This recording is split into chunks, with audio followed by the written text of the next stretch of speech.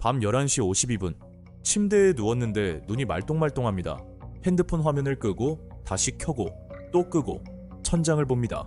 아무 생각도 없는 것 같은데 머릿속은 왜 이렇게 시끄럽죠? 그러다 문득 이런 생각이 스칩니다. 그냥 잠깐 꺼지면 안 될까? 죽고 싶다는 게 아닙니다.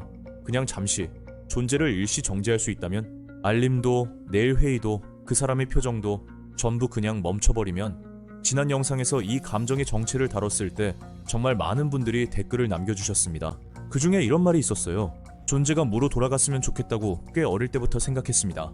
그리고 그분은 이렇게 덧붙였죠. 그러면서 역으로 유에 대해 생각해봤습니다.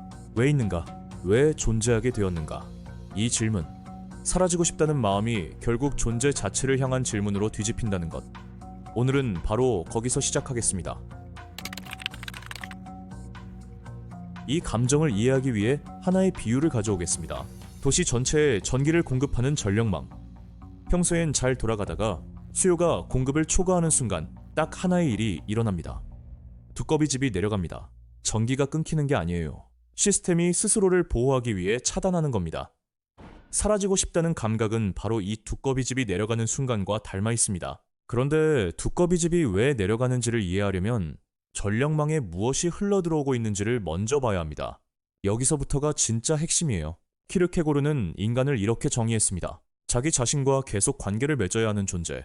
우리는 어디를 가도 나를 데리고 다닙니다. 잠을 자도 꿈에서 나를 만나고, 여행을 가도 공항에서 나를 만나고, 술을 마셔도 다음날 아침 다시 나를 마주합니다. 그가 말한 절망은 삶이 힘들다는 게 아니었어요. 내가 나여야 한다는 사실 자체가 피곤하다는 겁니다. 눈을 떴을 때 오늘도 나구나라는 생각이 한숨처럼 느껴진 적 있다면 그게 바로 자아의 무게입니다. 이 무게가 전력망에 가해지는 기본 하중이에요. 쇼펜하우어는 이 하중의 구조를 다르게 설명했습니다. 욕망 자체가 결핍에서 시작된다고요. 무언가를 원한다는 건 지금 그것이 없다는 뜻이고, 얻으면 또 다른 없음이 생깁니다. 더 좋은 직장, 더 나은 관계, 더 의미 있는 삶. 이 회로는 꺼지지 않아요. 그리고 그것만이 아닙니다. 그는 인간이 근본적으로 개별 존재로 분리된 데서 오는 외로움을 가장 깊은 고통의 원천으로 봤습니다. 아무리 가까운 사람과도 완벽하게 하나가 될 수 없다는 그 단절. 전력망이 외부와 연결되어 있지만 결코 하나가 될 수 없는 구조와 닮아 있습니다. 라캉은 여기에 또 하나의 층을 더합니다. 우리의 욕망은 사실 내가 원하는 게 아니라 타인이 나에게서 무엇을 원하는지를 끊임없이 추측하면서 만들어진다는 거예요. 무심코 올린 사진에 반응이 없으면 괜히 불안해지는 감각, 발표가 끝나고 상사 표정을 먼저 확인하는 습관, 카톡 답장이 늦으면 내가 뭔가 잘못했나 되짚어보는 루프. 이게 전부 타인의 시선이 내 안으로 들어와 전기를 잡아먹는 겁니다. 2023년 하버드 의대 연구팀이 SNS 사용 패턴을 분석한 결과 하루 2시간 이상 피드를 소비하는 사람은 나는 충분하지 않다는 감각을 경험할 확률이 그렇지 않은 집단보다 40% 이상 높았습니다. 타인의 시선이 디지털로 무한 복제되는 시대에 이 전력 소모는 키르케고르나 쇼펜하우어가 살던 시대와는 비교가 안 됩니다. 그런데 여기서 대부분의 사람들이 놓치는 지점이 있습니다. 이 세 가지 하중이 전력망으로 동시에 흘러들어올 때 네 번째 하중이 조용히 합류합니다. 바로 칼 융이 말한 그림자입니다. 융은 우리가 살아가면서 이건 나답지 않다고 느끼는 감정들, 인정하기 싫은 욕망들, 드러내기 두려운 모습들을 의식 바깥으로 밀어낸다고 했어요. 분노, 질투, 나약함, 실패에 대한 두려움, 이것들은 사라지는 게 아닙니다. 전력망의 숨겨진 회로 안에서 계속 전기를 잡아먹고 있어요. 그리고 그 숨겨진 소모가 임계점을 넘는 순간 두꺼비 집이 내려갑니다.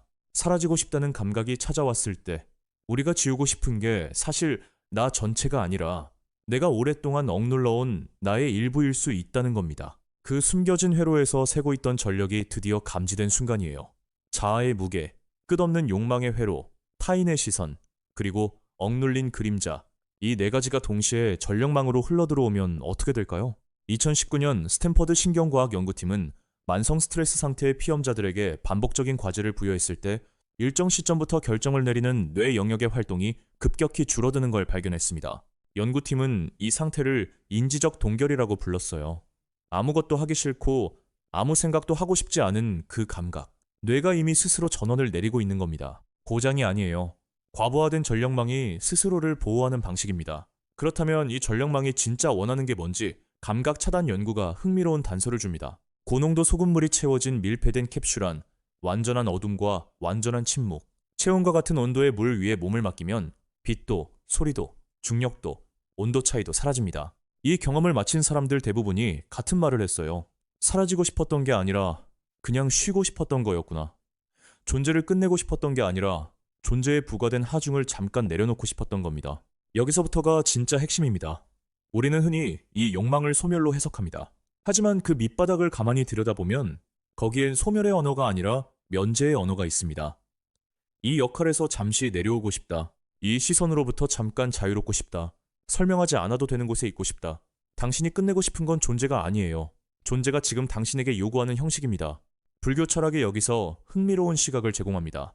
공은 흔히 아무것도 없음으로 오해되지만 실제로는 그 반대에 가깝습니다. 공은 모든 것이 독립적으로 존재하지 않고 조건과 관계 속에서만 생겨난다는 연기의 구조를 압축한 개념이에요.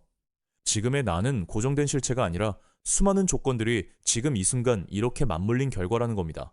키르케고르가 자아의 무게를 절망의 원천으로 봤다면 불교는 그 자아 자체가 애초에 고정된 실체가 아님을 봤습니다. 사라지고 싶다는 욕망이 사실 지금의 이 형식에서 벗어나고 싶다는 말이라면 불교는 그 형식이 영원하지 않다는 걸 구조적으로 보여주는 셈이죠.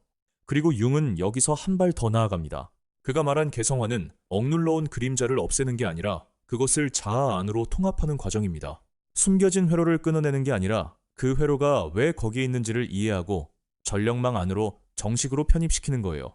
사라지고 싶다는 감각이 찾아왔을 때 그게 사실은 오랫동안 억눌러온 나의 일부가 드디어 목소리를 내기 시작한 신호일 수 있습니다. 그 신호를 또다시 밀어내면 숨겨진 소모는 계속됩니다. 하지만 그것이 거기 있다는 걸 인정하는 순간 전력망은 조금 다르게 작동하기 시작합니다.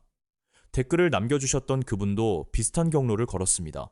무를 욕망하다가 역으로 유를 질문하게 됐다고 했죠. 왜 존재하는가? 왜 하필 지금 이 모습으로? 그리고 불교의 연기를 만나면서 그 질문이 조금 다르게 보이기 시작했다고요.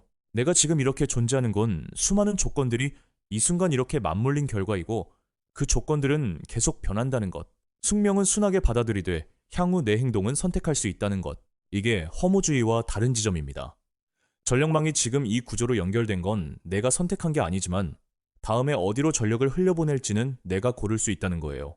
스피노자는 이것을 다른 언어로 말했습니다. 모든 것은 원인과 결과의 필연적 연쇄 속에 있지만 그 구조를 이해하는 순간 인간은 그 안에서 자유를 발견할 수 있다고요. 그가 말한 자유는 조건에서 벗어나는 게 아니라 조건을 이해함으로써 얻는 겁니다. 사라지고 싶다는 감각이 찾아왔을 때 그것을 억지로 밀어내지 않고 지금 나에게 어떤 하중이 가해지고 있는가를 들여다보는 것. 그게 스피노자가 말한 자유의 첫걸음과 닮아 있습니다. 그리고 여기서 대부분의 사람들이 놓치는 마지막 지점이 있습니다. 사라지고 싶다는 욕망을 느끼는 사람 중 많은 이들이 동시에 다르게 살고 싶다는 욕망도 품고 있다는 겁니다. 이 두 가지는 모순처럼 보이지만 사실 같은 뿌리에서 나옵니다.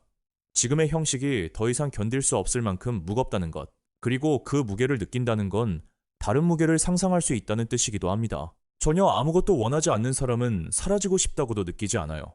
아직 무언가를 원하기 때문에 지금의 형식이 고통스러운 겁니다. 키르케고르는 절망을 자아를 가진 것에 대한 피로라고 했지만 동시에 이렇게도 말했습니다. 절망 속에서 자신을 선택하는 순간 진정한 자아가 시작된다고. 융의 언어로 말하면 그림자를 마주하는 순간이 개성화의 시작입니다. 불교의 언어로 말하면 습관과 관성을 끊어내고자 하는 바로 그 순간이 지혜가 발화하는 지점이에요. 두꺼비집이 내려간 건 전력망이 끝났다는 신호가 아닙니다. 지금의 수요 구조를 바꾸라는 신호입니다. 다시 밤 11시 52분으로 돌아가겠습니다. 천장을 보다가 그냥 꺼지면 안 될까라고 생각한 그 사람. 그 마음의 밑바닥엔 소멸이 아니라 면제의 언어가 있습니다. 지금의 형식에서 잠깐 내려오고 싶다는 말. 그리고 어쩌면 그 말 안에는 오랫동안 억눌러온 나의 일부가 드디어 목소리를 내기 시작한 신호가 담겨 있습니다. 두꺼비집이 내려갔을 때 해야 할 일은 억지로 올리는 게 아닙니다. 어디서 전력이 새고 있는지 먼저 찾는 것. 오늘 밤은 그 탐색을 시작하는 밤이 될 수 있습니다. 핸드폰을 내려놓고 이불을 당기고 지금 이 숨소리에만 집중해보세요. 당신의 전력망은 꺼진 게 아닙니다. 잠시 쉬고 있는 겁니다.